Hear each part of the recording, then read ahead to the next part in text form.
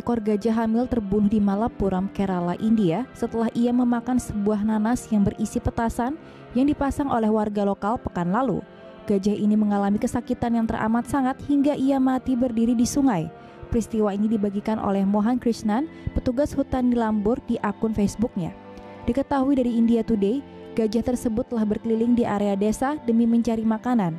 Beberapa warga memberinya nanas yang telah disembunyikan petasan. Itu adalah taktik yang biasa dilakukan untuk mengusir babi hutan liar. Saat gajah memakan nanas itu, petasan meledak di mulutnya, menyebabkannya mengalami rasa sakit parah. Ia keluar ke desa karena mencari makan. Ia tidak tahu tentang manusia egois yang akan ia lihat. Ia pasti berpikir, manusia akan berbagi dengannya karena ia sedang mengandung. Ia percaya dengan semua orang.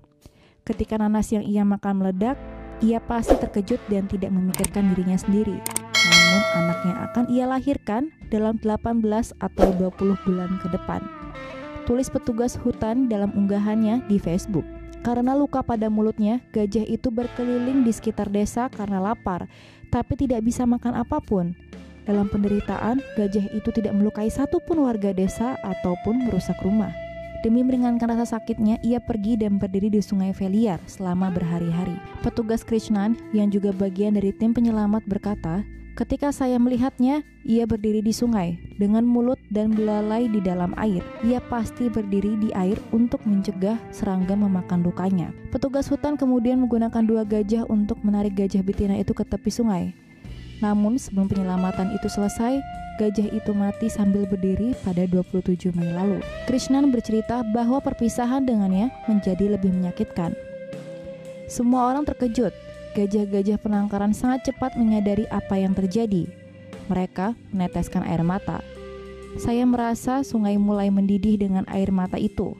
Sebuah protes dari sungai terhadap umat manusia yang egois. Petugas baru menyadari bahwa gajah itu sedang hamil ketika dilakukan pemeriksaan postmortem. Departemen Hutan akhirnya sudah melakukan pemakaman untuk gajah malang itu. Mengakhiri ceritanya, Krishnan berkata, "Kami mengkremasi ia di sana. Bahkan ketika api menelan tubuhnya, saya berdoa kepada ibu di dalam dirinya.